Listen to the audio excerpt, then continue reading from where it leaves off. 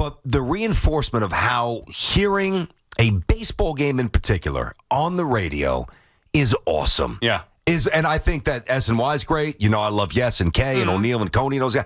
But when I listen to the radio, it's like, I don't want to say it's better because I'm not trying to pit broadcaster against broadcaster, but there's something so, this is going to sound corny, like beautiful and clean and throwback to the radio. I love it. Yeah, I listen to a lot of baseball on the radio, and it's great. I love listening to Susan, obviously Dave, Susan and John forever, Susan and Dave now. I think Keith Rad and Pat McCarthy do an excellent job. I've told them both that I love it.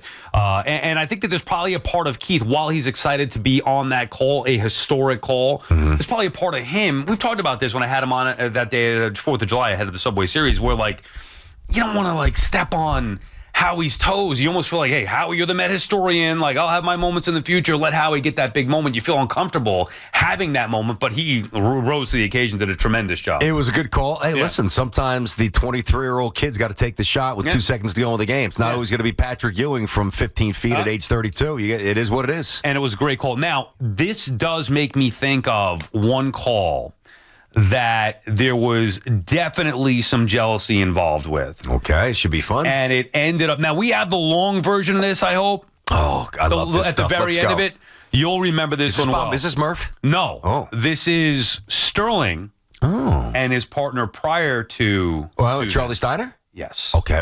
Yeah, I'm in. Let's go. This is the Aaron Boone one. Go ahead, play this one there. Here's Aaron Boone to lead off. His first at-bat of the game. There's a fly ball deep to left. It's on its way. There it goes. And the Yankees are going to the World Series. Aaron Boone has hit a home run. The Yankees go to the World Series for the 39th time in their remarkable history. Aaron Boone down the left field line. They are waiting for him at home plate, and now he dives into the scrum. The Yankees win it 6-5. Ball game over. American League Championship Series over. Yankees win. The Yankees win. Steiner joined in on the I don't remember that. Dude. Steiner, what are you doing? Now, so the setup, now I don't remember the exact setup, but it was extra innings. Yeah. So Steiner would get an inning in extra innings. So without having to talk to him, John is seething. John more than I think anybody in the business. Oh, God. That Charlie got this incredible call. By the way, Boone gets hurt there because, all due respect to Charlie Steiner, who's a great broadcaster, he's not John Sterling on the Yankee call. If I'm Boone and I hit that historic home run, I want John Sterling on the call. For sure. Anyway, so Sterling probably just dying inside, having to watch this happen, and Charlie Steiner calling it, and then Sterling takes over to get the Yankees win in. I know. And Steiner joins him with the Yankees win. I don't remember that. I mean, this is wow. Now, this is not the equivalent, but imagine. Imagine like Mike and Chris at the height of their feud. Yeah. Okay. Yeah. I know they're good now, but with their feud, and Chris opened up the and Mike just jumping in and going just running them over and railroading them. And now you do that call every day. That's fairly common because that's Russo's signature back in the day. I mean, it's not a walk-off off Tim Wakefield here to go to the World Series. So it's not the equivalent, but because John Sterling I think John Sterling thought he was part player, and it was part of his brilliance. He inserted himself so into it, so deeply into it that must have crushed him. 100% that killed him. And even, dude, that's the best example ever. I was thinking of that over the weekend when I was trying to play out in my head who's going to get this call. The equivalent would be Keith Rad getting to call the home run, and then Howie at the end of it trying to get his thing in, and Keith jumps in. That is the worst. Sterling was dying the fact that he couldn't make the call to begin with. But then to have Steiner then jump back in and do the Yankees win with him. And hijack it. They're basically fighting. They're fighting for the microphone. Live on the air like that. Okay. So Now, just to be fair, that is good stuff. Is Steiner? Is he? I think he was still doing the Dodgers. Maybe not. Maybe he's done with the Dodgers. I don't know if he passed away. Is he still alive? I thought Charlie Steiner was alive. Sure. Okay. Is he still doing the Dodgers, Hoff? I don't know about that. So, what about those, Sal? We should get John on to talk about that. That is, get the real behind-the-scenes story on that one. Oh, his stomach must have been in knots, dude. All right, so now think about this, though. Is it possible? Yeah. Is it possible? Now, they didn't work together many years, so, okay. Right. Is it possible that based on Yankees are at home, a walk-off, it's over, maybe, is it possible that this was talked about before? Hey, Charlie, I know you have the microphone. I will lay out. I will give you the call, okay? And then, but will you do me a solid and at least let me do my shtick here with the Yankees win? And if you want, because they're going to the World Series, if you want to jump in, you could join me. Yankees win. Is there a chance? I'm just asking. That it was like jovial and it was like a team effort, or were they really fighting for that mic? Maybe. I would say there's a small chance. 3% chance that that's the case. I mean, in real time. Now, I don't know the backstory to it. I'm just doing the math. Like, put yourself in that spot. Any play-by-play guy would want that call. I don't care how many World Series Sterling called before that. That's a great moment, a walk-off home run against the Red Sox to get you to the World Series in that game. I know. And you could tell he wanted to get back in because he was waiting for Steiner to finish his call. Which was a good pro move. He didn't jump on him at all. Right. John did the right thing there. It's frustrating. It's not your inning. It just worked out that way. Waited. Let Charlie do it. Then he gets his thing in, and Charlie goes. Sal, I got to be honest. I don't know that I've ever really thought of it that way. Like, I know the call from Steiner. I knew that. I did not remember, or maybe not even know that stuff. Like at the end, that's nuts. Oh man, that is great. Bill and John Sterling. John, welcome to BT and Sal. How you doing? Well, I'm doing fine. And Sal, for you, I see you on the SNY Met pregame, and let me tell you, you're adorable. And Brandon, it's nice to be on with you. How you doing, Whatever John? you want, fellas. John, you are the man, first of all. It makes me very happy. Thank you for the kind words. We miss you. We love you. So we were talking about this specific call in 2003 and how, unfortunately, for all of us, and maybe yourself included, Charlie Steiner had that inning with the Aaron Boone home run, and then you were getting the Yankees win, series over, the Yankees win, and then Charlie jumped in there. Can you give us some insight how that went down? Did he jump in without your permission? How was that? Well, he turned and said to me, I always wanted to do that. I didn't mind, but it's funny. People knew it because the Yankees president, Randy Levine, said to me a couple of days, how about Charlie? Anyway, I didn't, I've been working. I have been working straight for 65 years.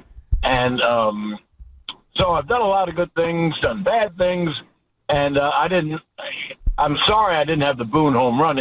If you want a little more on that, Aaron Boone came to me and said, I wanted you to make the call. Would you make a call for me? And I did. Wow, you just recorded something. That is phenomenal. And he just said, what, forget about Steiner? Who cares about him? Yeah, he jumped in and he just said to me, I always wanted to do that. That's okay. I'll tell you about calls. Tino Martinez worked with me on a game in Tampa, his hometown, and Susan was off on a Jewish holiday. And it was a very tight game. And the Yankees won, 1-0, 2-1 in Tampa. And so at the end of the game, I did my nonsense, Yankees win, boo. And he was so snowed, and he told Susan, I've always wanted him to see him do that. He did it right in front of me. Well, that was before the Sterling cam. That was before the Sterling cam. So Tino got to see it up close. I mean, John, so a moment like that, right? And we asked the question because, with Alonso's home run, not the magnitude of a home run to go to the World Series, but a different level of importance. How much of that is scripted? Well, not for me. Nothing in my life is. I live life by the seat of my pants, and I broadcast completely by the seat of my pants. I thought the Aaron Judge home run was a pretty big home run when he hit his 62nd of the year. And I can't think of another bigger home run. but I thought that was pretty good, the 60-second. Were you nervous? Like, obviously in a good way, ready, but like a little nervous? Hey, I got to make sure I nail this? No, and the only thing is I wanted the ball to be out. There were two fences. It's true. In left field, you're right. There were two fences in Texas, like most of the new ballparks, so the fans don't reach over. So the Judge home run, although it only went in the first couple of rows, it had to go over between two fences. Anyway, you do it and you hope for the best. I'll tell you how great that moment was, because we got off the air at the end of the inning for the spots, and who do you think called me? Susan. And she said, "Oh, that was great. Oh, that was great." So it made me feel good right away. And then the guy who's running Yes Now, I wish I could remember his name at this moment, but he was there on the road, and he took me out of my booth and played it. I could see it, because as you said, there was the Sterling cam. And you have to ignore that. You don't really want to be on camera all the time. And so I ignore it. That's what I do. Have you listened to your former partner, Susan, with Dave Sims this year? No. I felt it would be unfair. I didn't want to have to give an opinion. Susan's great. We know that. And I just don't think it's very good if I came and had opinions. I don't have opinions. Everyone should, Harry Carey once told me, he says, "John, everyone's good. We just have different styles." Mm-hmm. And, I have a different style than anyone in the world. So, no, I have not. Have you missed it yet? Or is that something maybe in the postseason? Where are you at as far as missing doing those games every night? Well, that's it. I don't miss it doing it every night. That's why I retired. I've been gainfully employed for 65 years, but I didn't really want to. First of all, I will not travel. I did that. I traveled with teams for 55 years, and I've traveled enough. And so, and I really didn't want to get dressed and go to the ballpark every day. I'm doing a show on another radio station. I won't mention the call letters because you're good guys. But I do a show once a week for an hour with all my friends, broadcasting friends like you two. Mm-hmm. And that's enough. That's my speed once a week. Yeah, no, they still have the fastball. I've seen some clips because you're saying what we're saying. Devin Williams, hey, Booney, you can't give this guy the baseball anymore, right, John?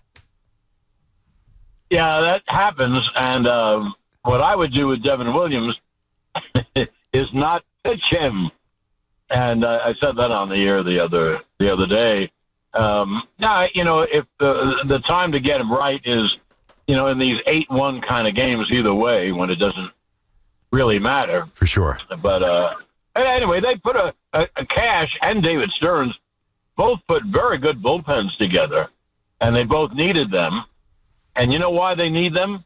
Because of the stupid rules in baseball where the biggest thing is launch angle. You know how the launch angle has screwed up the game? I hate it. Yeah, that's why. Oh, absolutely. That's why there was a time I went on the air a couple of Saturdays ago, and there was one National League hitter hitting over 300. Oh my God, that's insane. Is that terrible? Yeah, and that's all launch angle. Yes, sir. And there's a story that I have heard a couple of times, written by my buddy and one of the best in the business, Dan Shaughnessy.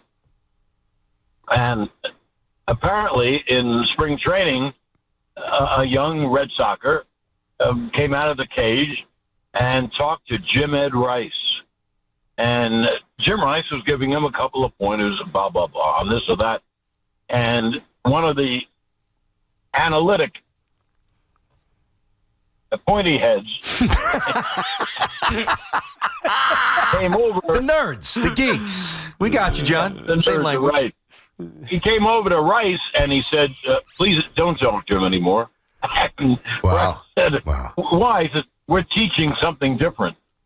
Wow. Jim Ed Rice, Wow. who was legitimate, not only a home run hitter, but a high average hitter. Yes, he was. You don't want Rice to.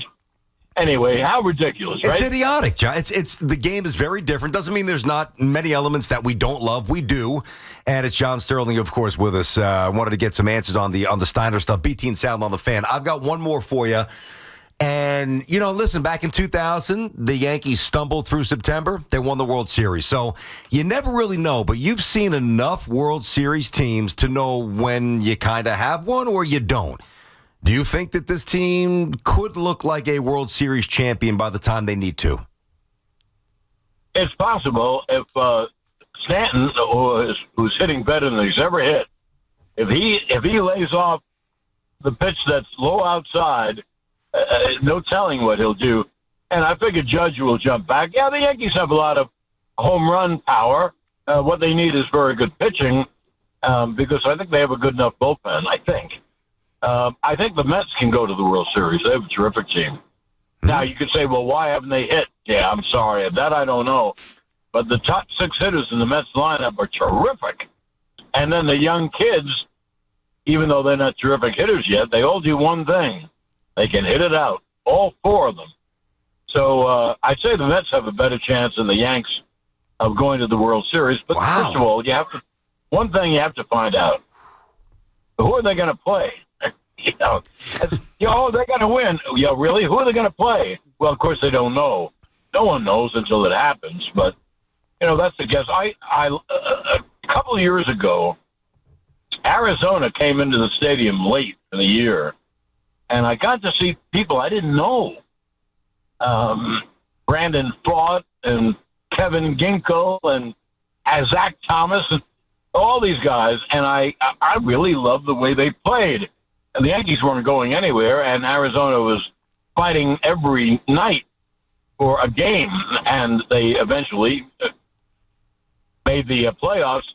And look what Arizona did. They went all the way to the World Series, and they won 2 in the series, too. So I think baseball predictions and predictions in all sports are silly because no one, and I mean no one, knows who's going to win an individual game.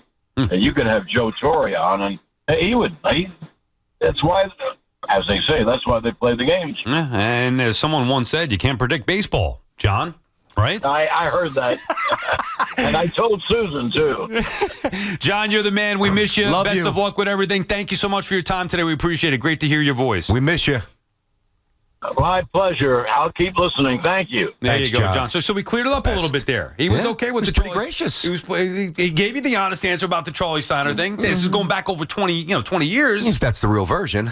I'm just kidding. I'm teasing. He said Charlie always wanted to. How about the note about Boone going to him after? I told you. Yes. If Boone, you want that call, you want John on the call. No disrespect to Charlie. No. You know what I did? Remember he was here. Yeah, you asked him to do a recording. I did. He was in doing some spots like in January or February before he went down to Tampa. I'm like, Mr. I know him a little bit. I say, hey, John, can you do me a solid? I was a little awkward to do it, but I did it. I want something I want to have forever. And he's like, sure. That very stately voice, and he puts his hand up to his ear. Here's the 2-2 to Tierney. And he goes through the whole spiel. It is driven out deep to it is high. It is far. And I have it on my phone forever. That is tremendous.